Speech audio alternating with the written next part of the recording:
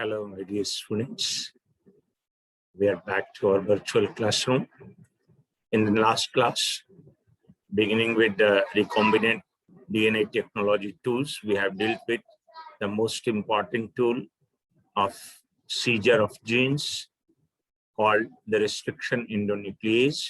We have seen that how these endonucleases, which were originally devised to restrict the multiplication of bacteriophages inside the bacteria, have been employed by us to cut different segments of genes at our desired location, and cutting in by the type 2 restriction endonuclease results in the staggered end cutting, which are also called sticky ends, and these sticky ends easily coalesce with the other fragment cut by the same restriction endonuclease having the same type of sticky ends. So in the recombinant DNA technology, we are using type 2 restriction endonuclease. We have 5 types, of which type 2 is used in case of as a tool of restriction recombinant DNA technology. And this type 2 enzyme is made up of one protein, the methylase is a separate protein.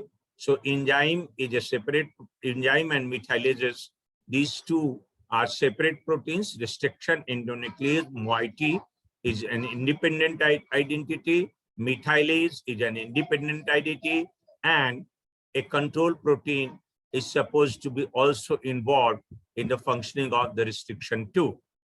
So a confusion has crept in here, and one of my students, Fazla Wahid, a PhD student of BRA Bihar University, got confused that whether the 3 proteins which are important, which are involved in the functioning of the type 2 enzyme, restriction enzyme, are not akin to the trimeric structure of type 1 protein. So let me clear at the very outset that the type 1 protein is trimeric. That is, it has 3 subunits.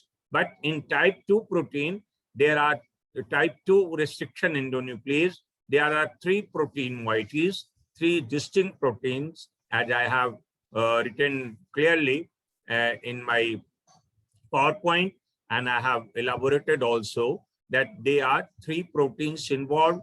And the most important and remarkable point is that the restriction moiety and the methylase moiety, these 2 are separate proteins, distinct proteins. So the trimeric structure of type 1 was consisting of 3 subunits, but in type 2, we have got 3 functional proteins which act as cognate the restriction endonuclease as well as methylase, and to be very precise, transmethylase, which adds methyl group to save the self from the enzyme.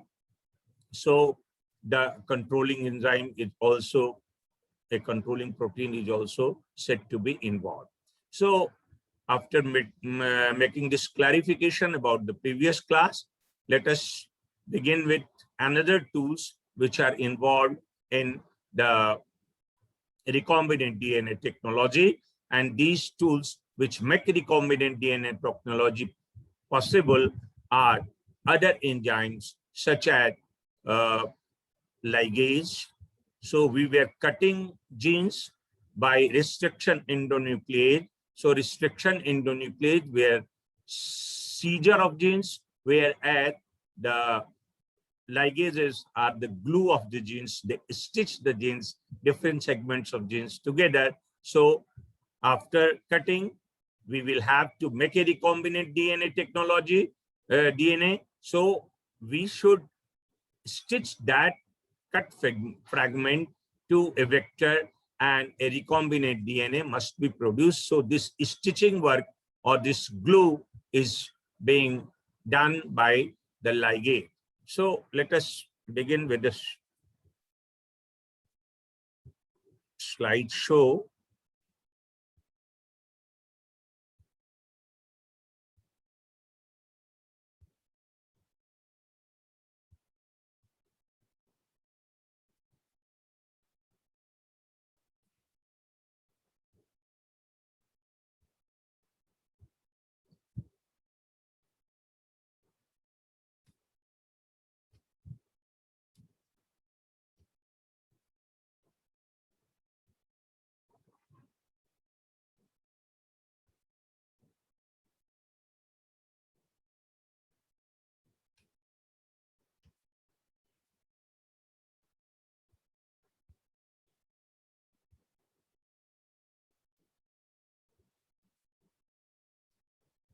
So in this class, we shall deal with another tools, and these are also enzymes like DNA ligase, reverse transcriptase, terminal transferase, nuclease, etc., etc. So beginning with the glue of the genes, that is in contrast to the seizure of the genes, in contrast to the gene cutters, which we utilized in the form of restriction endonucleases, the ligases will act as the glue or the stitcher of the genes, which will stitch genes from DNA fragments from two different origins and make a recombinant DNA copy. So ligases join the gene segment by catalyzing the formation of phosphodiester bond. You see here in the diagram that here is a nick between these two DNA fragments. So what ligase does? Ligase of E. coli origin, T4 phage origin. So E. coli, ligase of E. coli origin utilizes NAD, whereas that of T4 phage origin utilizes ATP as the source of energy. Ligases in eukaryotes also utilize ATP as the source of energy. So here ATP is being utilized as the source of energy. You see here that the ligase is entering into the reaction after taking the AMP from ATP, releasing pyrophosphate. So AMP ligase complex enters the reaction, and this AMP is transferred to phosphate group, phosphate moiety, and this phosphate, after the release of AMP, the phosphate and the OH forms the phosphodiester bond here, and the AMP is released. So in the process of generation of this phosphodiester bond, what happens? Two squiggle bonds, two high energy bonds are utilized. Adenosine triphosphate is there, and it has been converted into adenosine monophosphate with the release of pyrophosphate 2-phosphate group here. So this is endergonic reaction. It consumes energy, and energy is being provided in this case by ATP, and ATP is being transformed into the AMP with the consumption of two high energy bonds in this case. So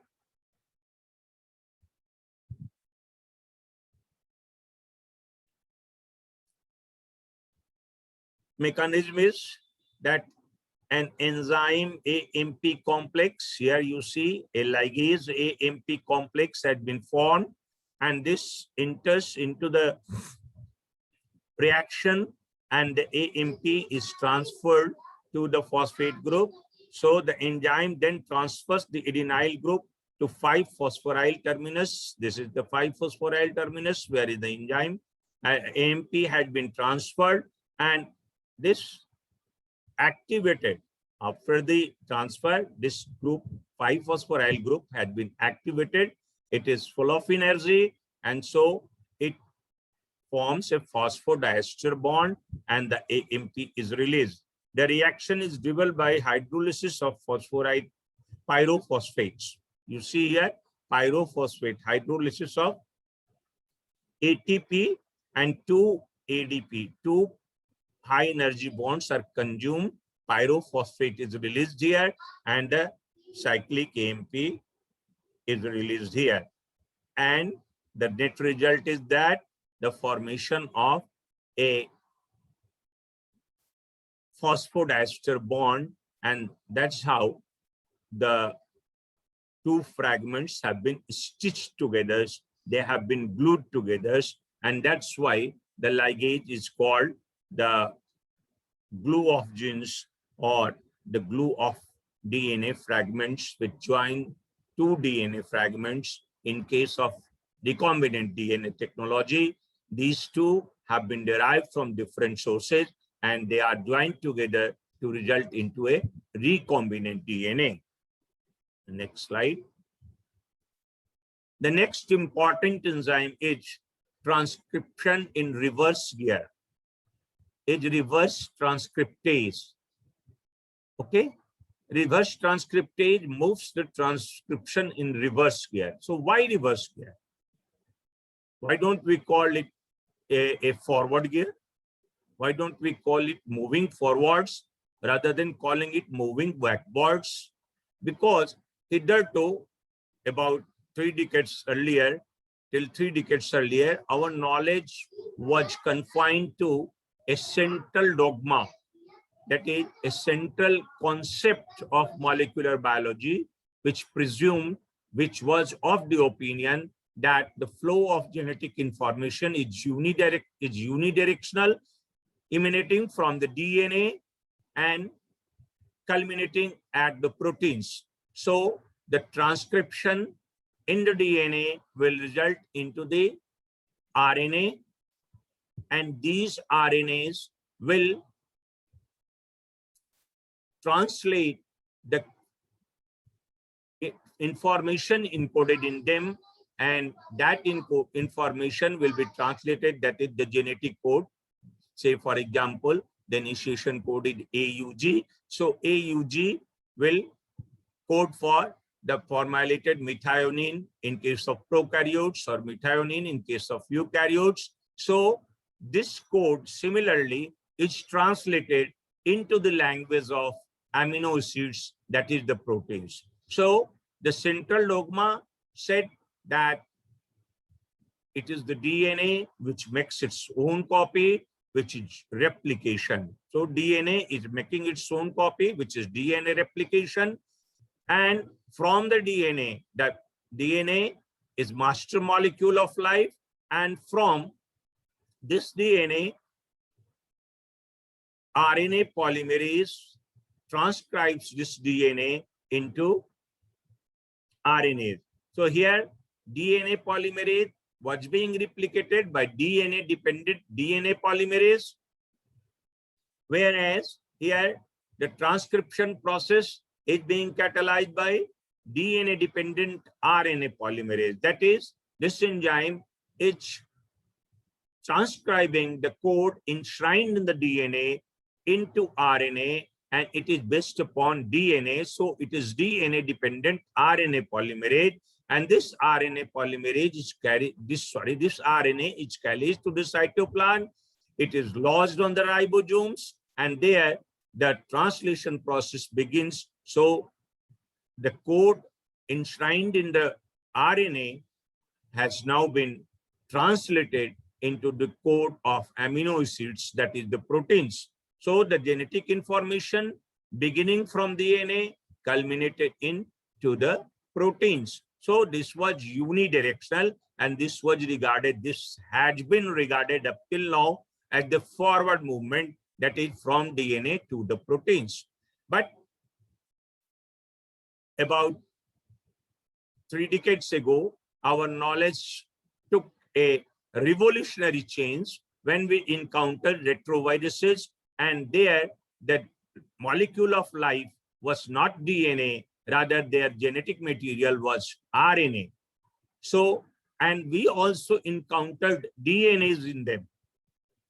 So how come? How RNA genetic material gave rise to the DNA, and then we came to the concept of central dogma reverse, which said that, well, this information, forward information is very common, but less oftenly in case of phases, in case of RNA bearing phases, as our dreaded phase of COVID-19, corona is concerned. So in similar phases, the RNA is the genetic material, and this RNA is reverse transcribed into the DNA. So this information is going backwards. So that's why I have chosen the caption, transcription in reverse gear. Transcription in forward gear was transcription, synthesis of RNA from DNA, but the transcription in backward gear is consisting of synthesis of DNA from RNA. So this was later on called central dogma reverse. That is, the genetic information also passes in the reverse direction from RNA to DNA, and this direction is triggered by, this direction is driven by none other than the enzyme reverse transcriptase or RNA-dependent DNA polymerase. That is, this enzyme is polymerizing the DNA from the RNA template, and so it is also called RNA-dependent DNA polymerase. In recombinant DNA technology, we utilize this reverse transcriptase to synthesize DNA from RNA, because in case of split genes, we have introns and exons, and both are transcribed into RNA, and that later on that RNA is processed to form a functional RNA. So if we try to replicate the DNA, replicate the gene itself, we will have to deal with the intervening sequences of introns. And so if we synthesize RNA directly, that problem will not be encountered. And so we utilize this reverse transcriptase and we produce RNA, and we can obtain the DNA of our desired choice by putting the process of reverse transcription in labs, and subsequently we will use or put that DNA to use in recombinant DNA technology. So another enzyme which is driving the whole process in the reverse gear is reverse transcriptase, and reverse transcriptase or RNA-dependent DNA polymerase is a very important enzyme in the recombinant DNA technology. Here, I have tried to depict the molecular structure, and there is a peculiarity, and this peculiarity is concerned with the molecular structure of polymerases, which have got the thumb, finger, and palm structure, and the polymerase family exhibit this type of a structure. And since reverse transcriptase is also a polymerase, it is revealing the finger, thumb, and palm, that is the hand structure. So let's have some basic knowledge about the reverse transcriptase. So reverse transcriptase has two enzymatic activities. In fact, it is coupled with another enzyme which is called RNase H. So reverse transcriptase and RNase. Now you will question that one is concerned with construction, whereas the another is concerned with destruction. That is, the RNA-dependent DNA polymerase or the reverse transcriptase is carrying out the polymerization of DNA from RNA, whereas it has also been coupled with a destructive enzyme, that is RNase H. So this destructive enzyme is also necessary, because while reverse transcriptase is catalyzing the synthesis of DNA. In the process, DNA RNA hybrid will be produced because the single-stranded DNA is giving rise to single-stranded RNA is giving rise to new strand of DNA. So at one point, DNA and RNA will be attached to each other as the process proceeds, and to obtain this DNA or to release this DNA from the RNA, RNase is also required. So in the nature, the reverse transcriptase, that is the constructing enzyme, that is the anabolic enzyme, has been coupled with the catabolic enzyme, which is a unique example because anabolism and catabolism is going on simultaneously. Anabolism, that is the synthetic process of DNA, is taking place, whereas the hybridization should be put to an end, and to digest that hybrid, RNase H has also been provided with the reverse transcriptase. Two enzymatic functions of RT, polymerase RNase cooperate to convert RNA into double-stranded linear DNA. RT also requires both a primer and a template. Okay. So what happens that when the synthesis begins, synthesis of the DNA begins, the reverse transcriptase requires a primer RNA. At the beginning point of the reverse transcription process, the enzyme requires a primer RNA, and that primer RNA should be coupled with the RNA template upon which the reverse transcriptase enzyme is running. So the nature has provided a unique mechanism. So the first 18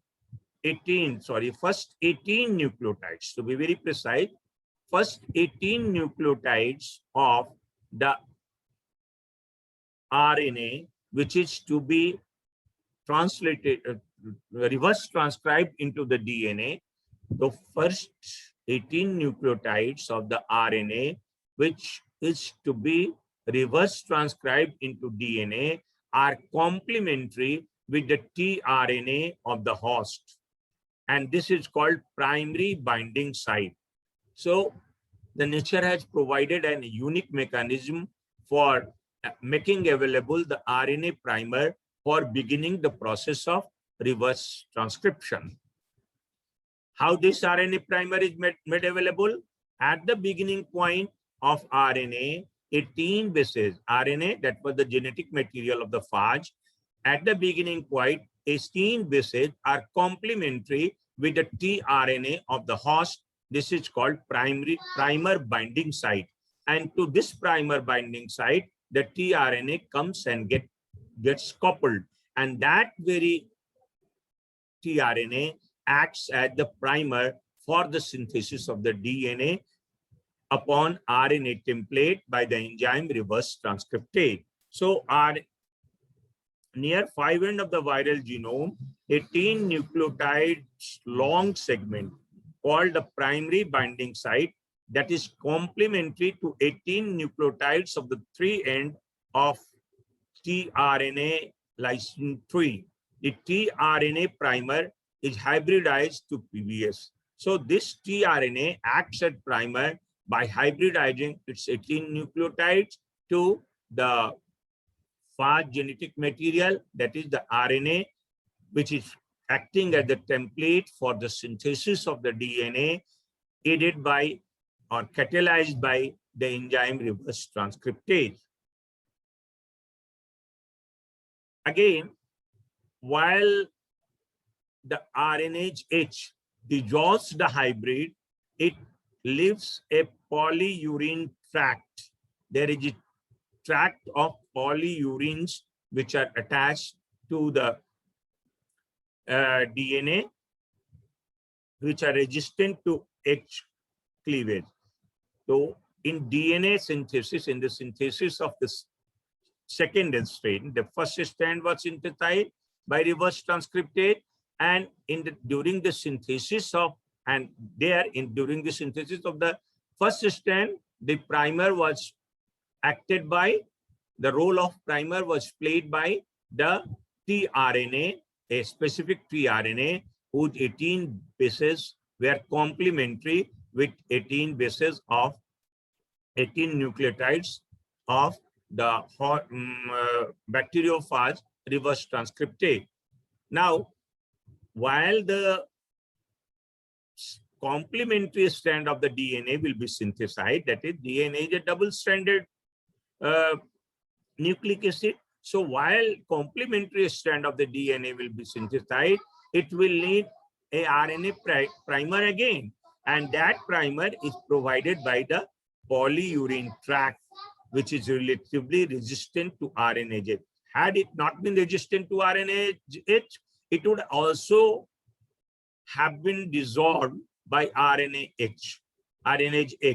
But this tract, which is resistant to the action of RNase Act, remains there, and it acts as the primer for the synthesis of the second strand, the complementary strand of the DNA.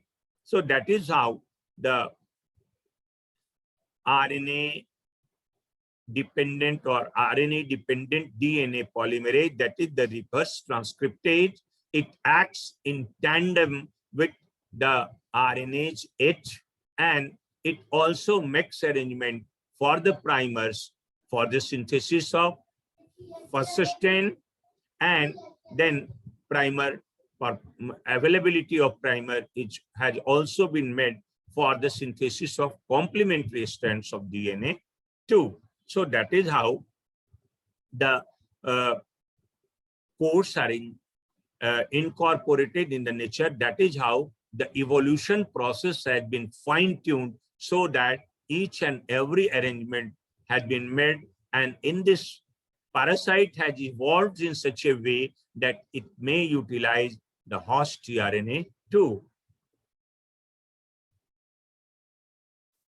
Now, the action of RNase H. You see here that mRNA is being provided here. Now, incubated with reverse transcriptase, this mRNA is being run by the reverse transcriptase, and reverse transcriptase is RNA-dependent DNA polymerase. So it has begun the synthesis of complementary DNA. That DNA is complementary to the mRNA, and this complementary DNA synthesis has been carried out by the reverse transcriptase. Now, here you have mRNA DNA hybrid. So this hybrid will be digested by the RNase H, and the fold at this turning of the DNA here will be digested by this loop, will be digested by S1 nuclease. We will see S1 nuclease in our last slide. So that's how this double-stranded DNA. Now the enzyme will begin from this point of view. DNA and complementary strand of this DNA will be synthesized. So here the single-stranded DNA has been converted into the double-stranded DNA, incubated with DNA polymerase to synthesize second strand. So the first strand, what is the distinction between the synthesis of the first strand and the second strand is that the first strand had been catalyzed by the reverse transcriptase, and when we have got the first strand, the complementary strand is being synthesized by, catalyzed by the DNA-dependent DNA polymerase. And this first strand is in the form of DNA-RNA hybrid at the beginning, and this hybridization is broken by the RNase H, which dissolves the RNA and which breaks the hybrid and makes available the DNA strand, and then this loop of the DNA strand acts as the guiding point, and here the DNA polymerase enters, and here also the primer was provided by the polyurethane tract, and as we have seen in the last slide.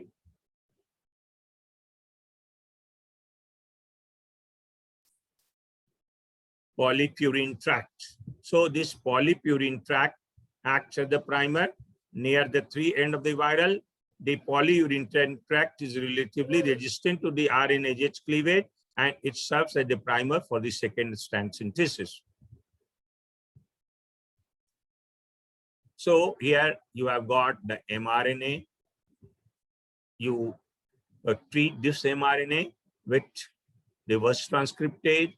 You will get a complementary DNA to this mRNA. You will digest this hybrid by RNase.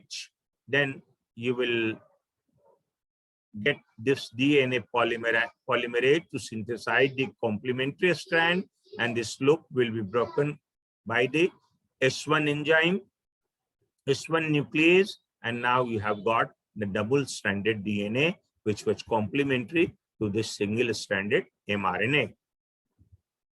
So that has been described. That one remarkable point is to improve the cDNA synthesis. Now we have got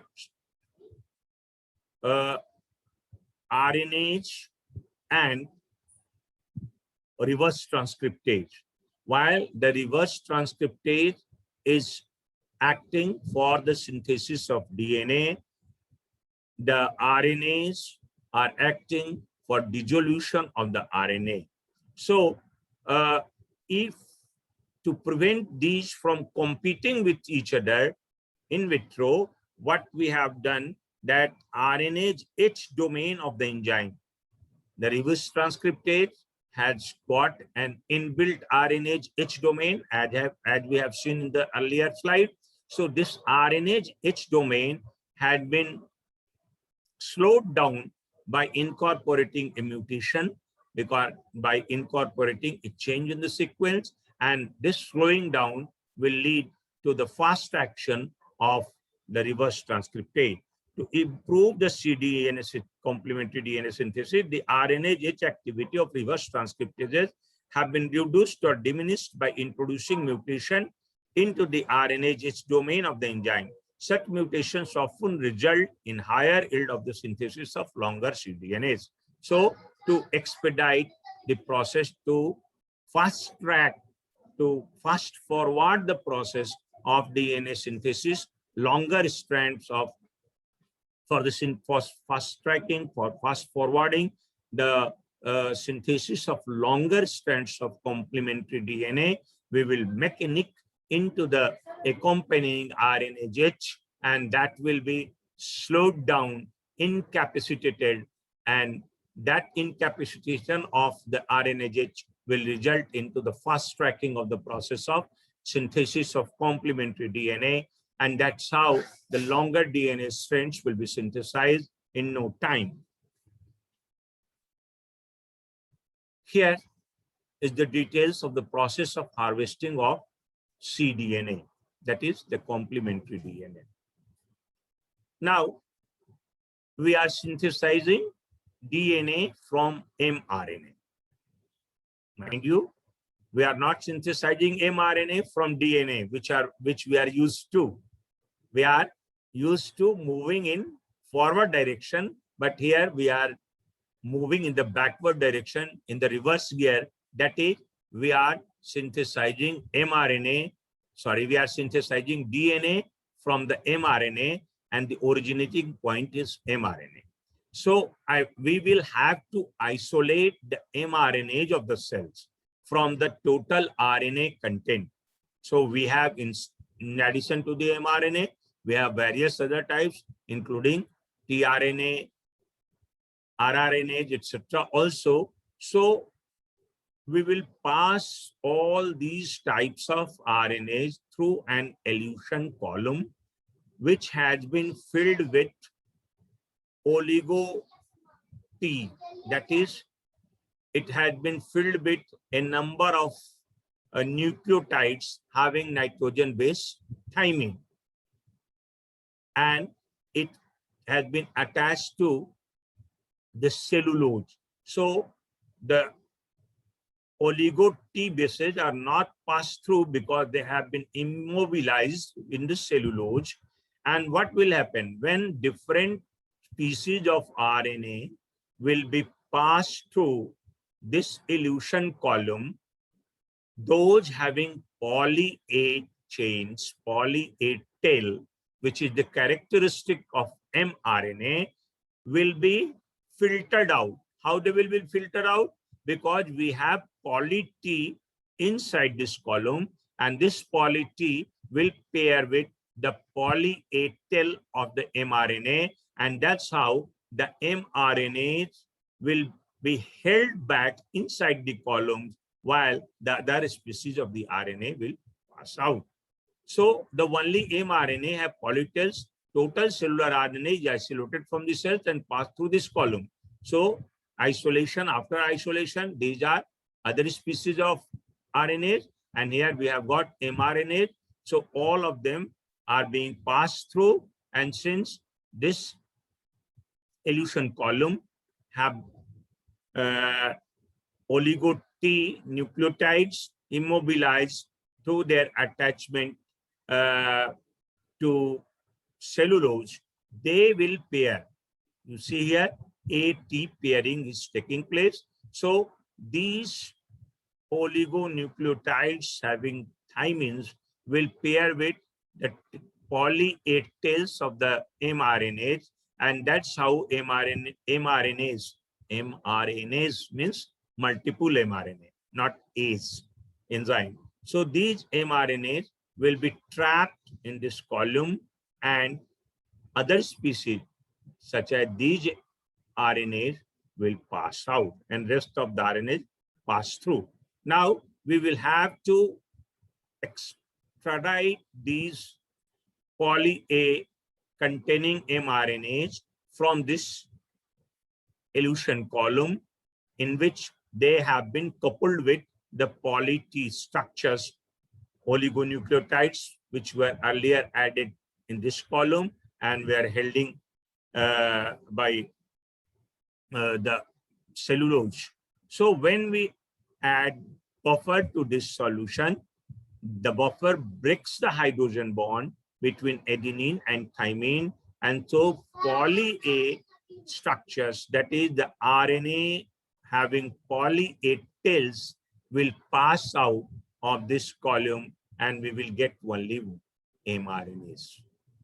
So that's how we will segregate the mRNA from other species of RNAs, that is the rRNA, tRNA, or other species, because of the we are utilizing the characteristic of poly A tails of mRNA for segregation.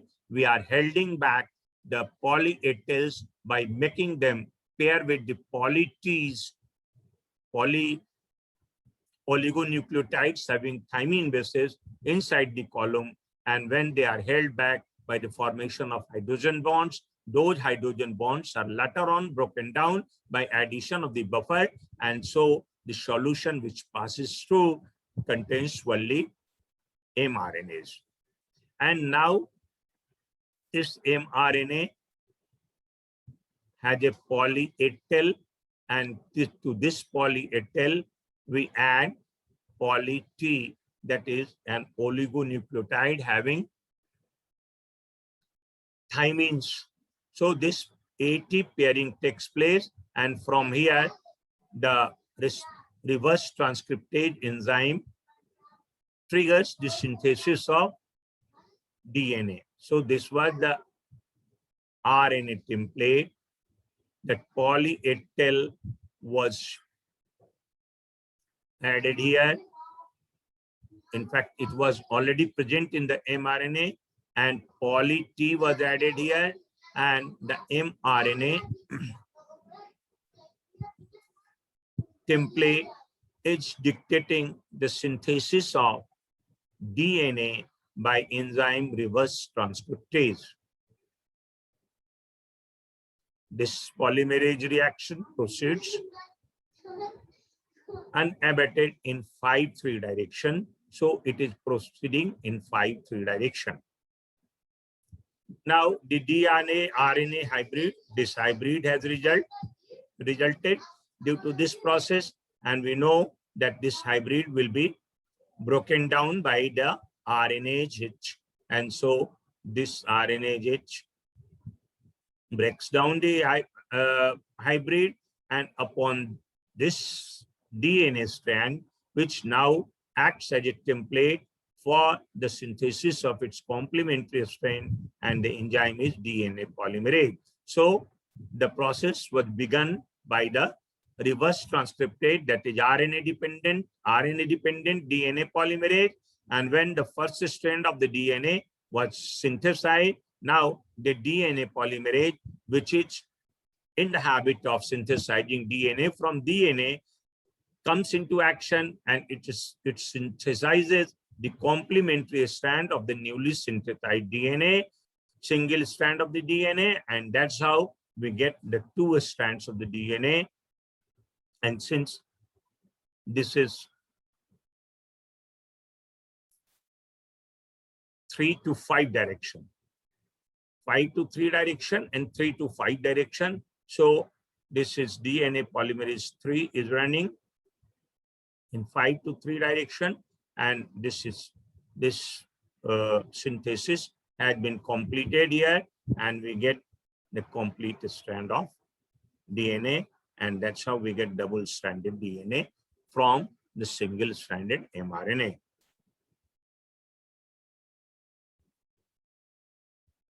So the ligase and reverse transcriptase were the major enzymes. One, uniting the 2 DNA fragments from the different sources, producing the recombinant fragment, whereas the reverse transcriptase was synthesized DNA on the template of RNA, and by synthesizing DNA on the template of RNA, we obtain clone DNA, and cDNA is utilized for our subsequent purposes for insertion into a vector or for any other desired purpose. Now, the rest of the enzymes, they play peripheral role, such as tailing by TDT. TDT is trans-deoxynucleotide, terminal deoxynucleotide transferase. What happens that we have seen that in nature also, or in vitro also, the restriction enzyme 2, that is restriction endonuclease 2, cuts the DNA fragment into sticky ends, and those sticky ends should be integrated into a vector for their propagation or for their cloning. So these sticky ends, either they are sticky ends at the beginning itself by cutting through the DNA, restriction endonuclease 2, or we can generate sticky ends from the blunt ends. Here you see that enzyme lambda exonuclease.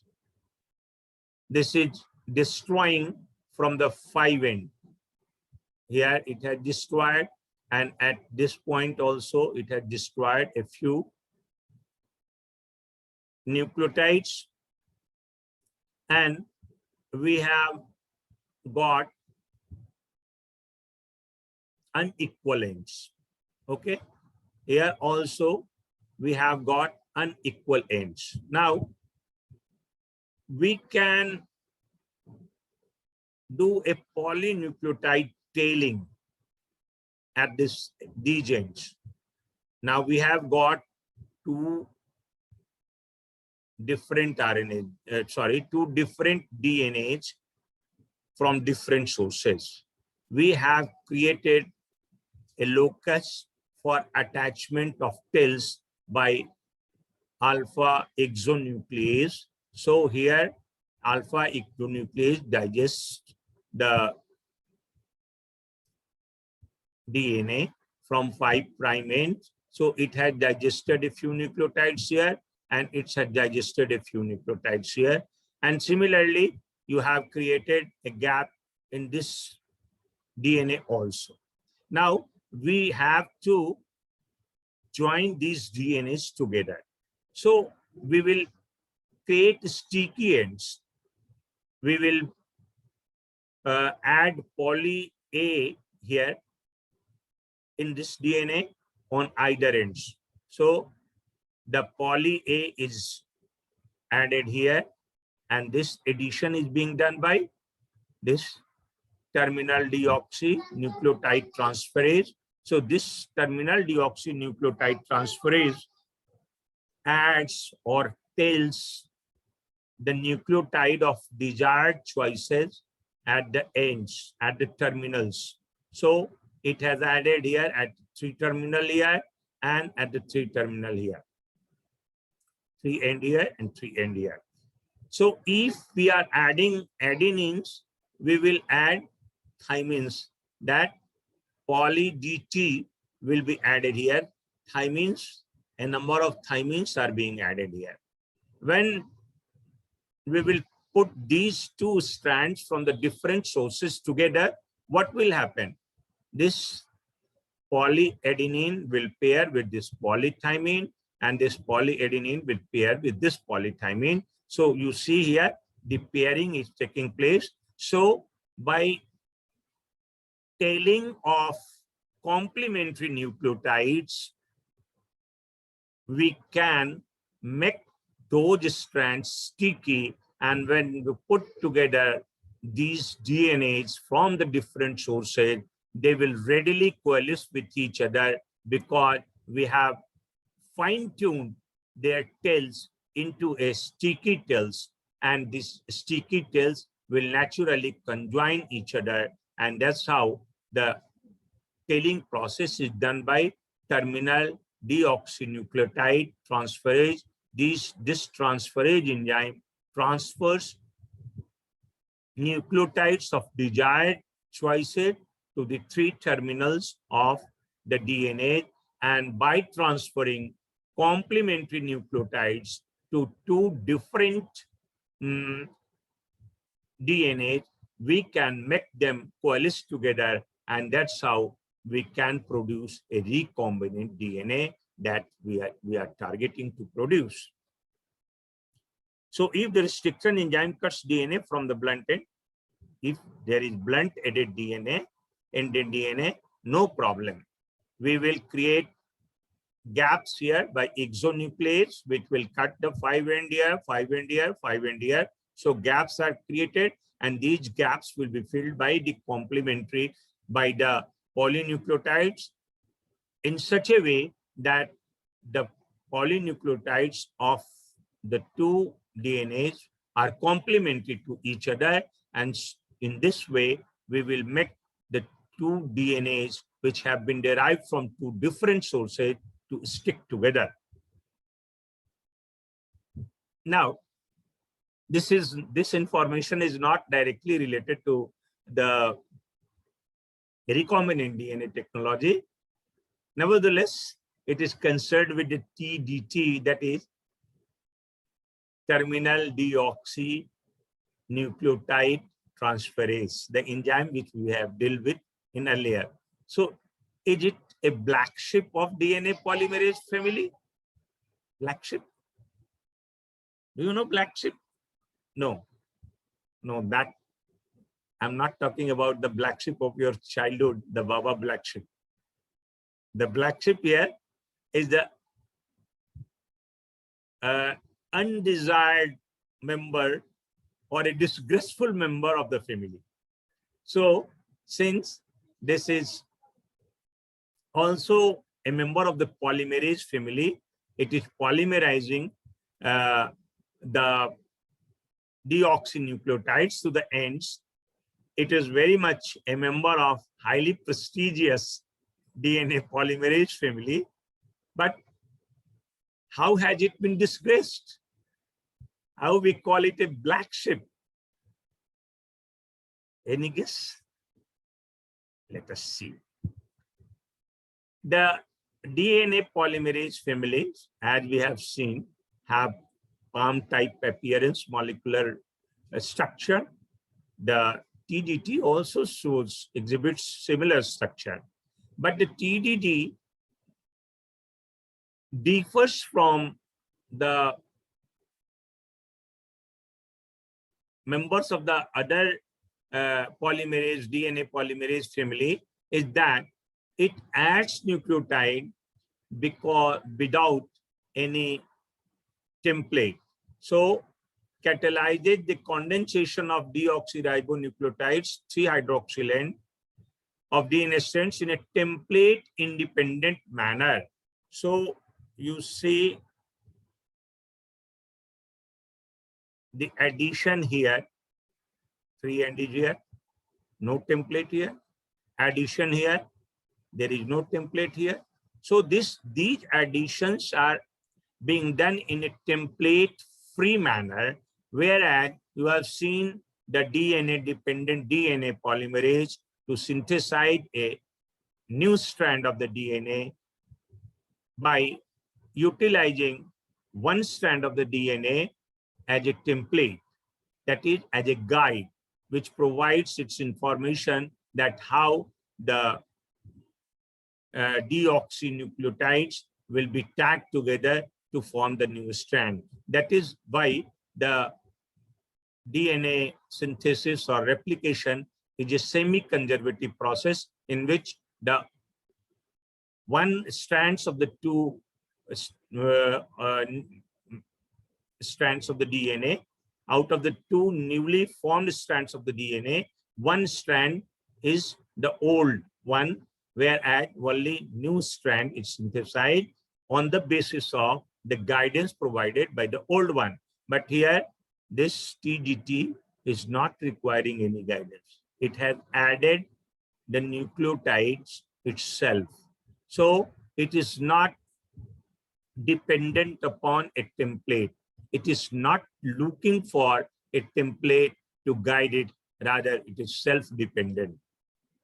Then another characteristics which distinguish it from the exalted DNA polymerase family is that they have preference for poly G and poly C, that is DCMP and DGMP, guanine monophosphate and cytosine monophosphate, whereas the DNA polymerases have other DNA polymerases have preferences for cyclic AMP. So the CAMP, that is adenosine monophosphate, is preferred by the other DNA polymerases, whereas the TGT prefers the GMP and the CMP. So these independent characteristics or these characteristics of TDP, which are invariant of the common DNA polymerase family, have turned TDT into a black sheep. Is it really a black sheep? Is it really a disgraceful member of the polymerase family? Has it gone rogue? Has it gone mad? No. It has very important role to play in the honing of our immune system. So its role is confined, main role in the body is confined at CDJ recombination, that is variable diversity junction recombination. And this variable diversity junction represents the genetic arena where the variability is created in our immune system during the development of our B lymphocytes and T lymphocytes. various types of permutations and combinations are produced by this TDT, and those various types of permutations and combinations result in to the various types of antibodies and various types of receptors, and these receptors neutralize various types of antigen which invade our body. So this enzyme, this humble member, which has often been treated as a disgraceful member or a rude member, that it has moved away, it has become wayward, it has left the main line of the polymerase family, is not for nothing left the main line of the polymerase family, but it is giving diversity in the immune system, particularly help us in producing variable types of antibodies to counter variable types of antigen which may invade and which are invading our body, to counter those invasions. At the same time, at the T cell receptors, which also perceive the antigens, are also provided variability by promoting VDJ, variable diversity junction recombination. So this enzyme is not a black sheep. This is a very valuable enzyme which had shaped or which has given evolutionary fillip to our immune system, and that's how we are making rapid strides ahead the infectious organisms which are trying to invade the body and which are trying to get better of us, as the coronavirus in this pandemic is doing.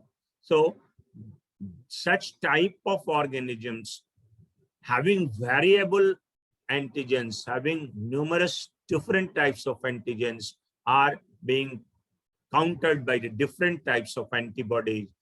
And at the base of generation of genetic diversity for the production of these antibodies, this TDT had been involved. And so it is a very valuable and respectable member of the polymerase family. So that was the collateral information. Now moving to the main line, we utilize another important tool, that is alkaline phosphatase. This alkaline phosphatase is utilized to prevent the circularization of the DNA.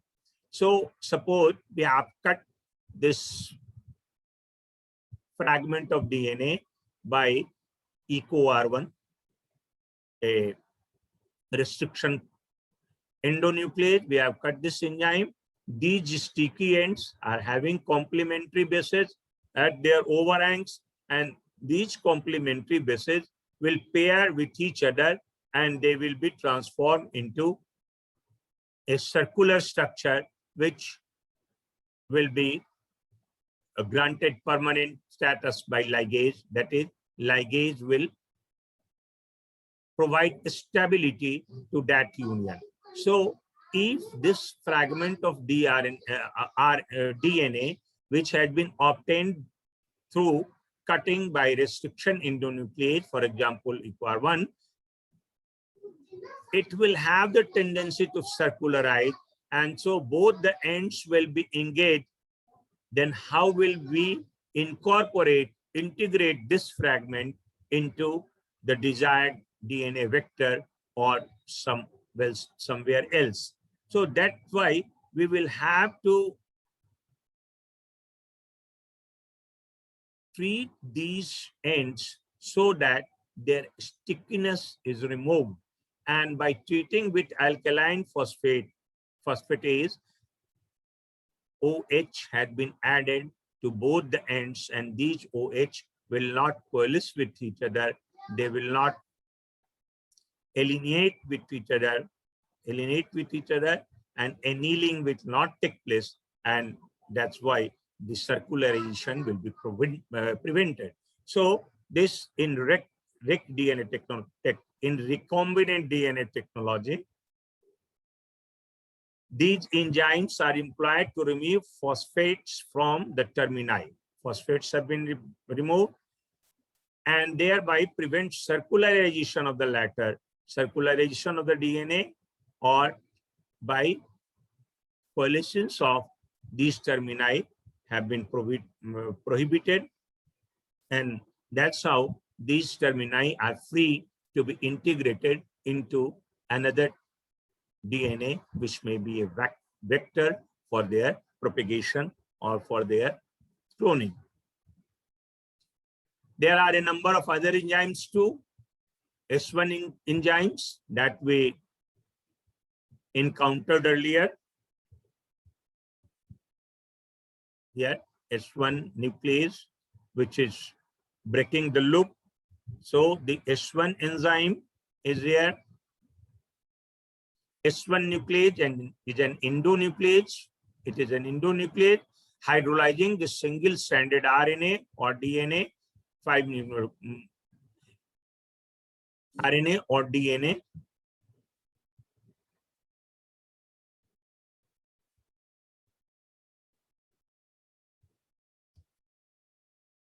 molecules into 5 nucleotides. It is used widely to remove single-stranded region from the duplexes, such as loops. So they are providing a nick into the loops, and that's how the loops are being broken down, and the two strands of the DNA will come to lie in parallel or anti-parallel, to be very precise, to each other, and they will exist as a double-stranded DNA. Now, there is exonuclease 3, which catalyzes the stepwise removal of mononucleotides from 3-OH chain. 5 mononucleotides, here 3-OH chain.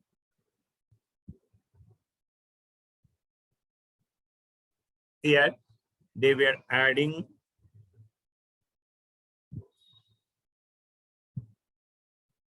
this exonuclease. They have removed from the 5 end, and this enzyme exonuclease 3 is removing from the 3 end. There is marked distinction. I have dealt with lambda exonuclease here also.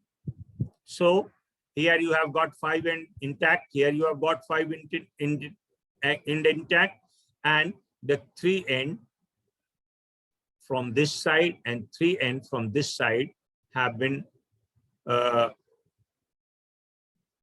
removed. Nucleotides from these 3 end this side and 3 end this side have been removed. So you see a gap here and a gap here. So exonuclease 3 removes the nucleotides from 3 end. Now there is 5 end removal too. Bacteriophage lambda exonuclease removes nucleotides from 5 end of the duplex to expose the 3 end. As we have seen here, it has removed nucleotides from the 5 end duplex to expose the 3 end here, and it had also removed from that 5 end too. And so by removing the nucleotides from the 5 ends, 3 end overhangs were produced, and to these 3 end overhangs, polynucleotide tailing was done in a complementary way. These tails were complemented to these tails, and when they are put together, they come to stick together as if they were broken down by the same restriction endonuclease.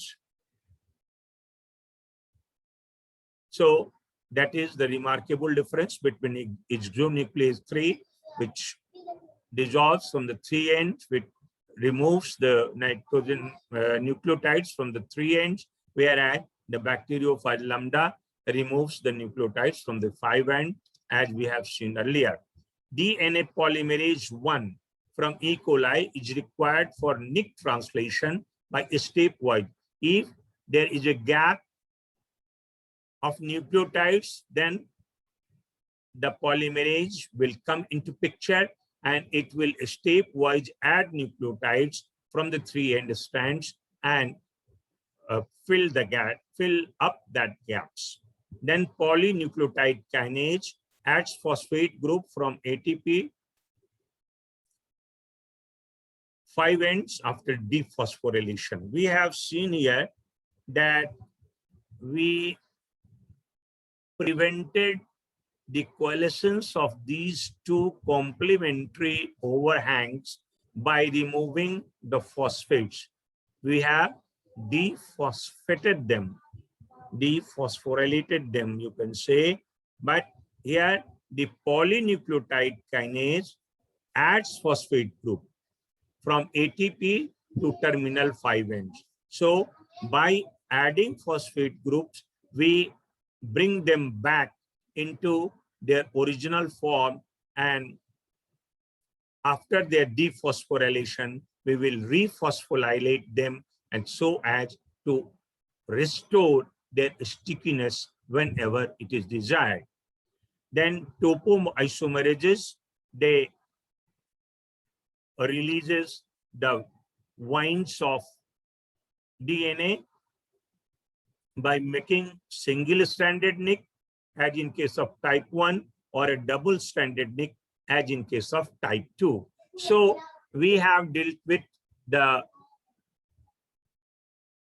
enzymes which were acting as the tools of the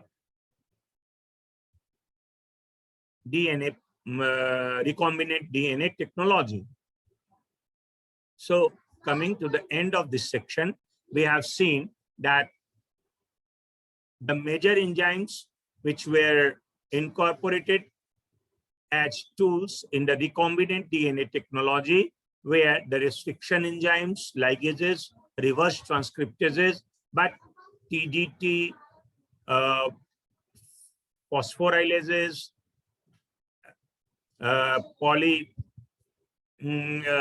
tailing by TDT, phosphorylation by phosphorylases, removal of nucleotides from the different ends by different sorts of nucleases. They act a peripheral role, and they act as a modifier of the DNA, but the main role being played by the restriction endonuclease and the ligase, whereas we derived the DNA fragment de novo from RNA by utilizing the enzyme restriction polymerase. By utilizing the enzyme reverse transcriptase. So the reverse transcriptase enzyme led us to synthesize DNA from RNA, and by dissolving those RNA DNA hybrid to RNase H, we obtained DNA single strand, and that DNA single strand acted as a template for the synthesis of its complementary strand with the help of enzyme DNA polymerase. So that was how different enzymes mentioned earlier have been used as the tools of the DNA recombinant technology. So we should shift on to another important tool, that is the vector. After obtaining the fragments of our desired choice, after tailing them, after making them adhesible, we will have to anneal those fragments of the DNA to certain vectors so that they can multiply in vivo or in our system, in vitro too, and give us multiple copies. We are now capable of producing multiple copies through a polymerase chain reaction too. So we shall deal with the polymerase chain reaction also in a passing way. But first we will have to discuss different types of vectors and their utility in recombinant DNA technology. So in the next class, we shall deal with vectors as the tools of DNA recombinant technology. Till then, thank you.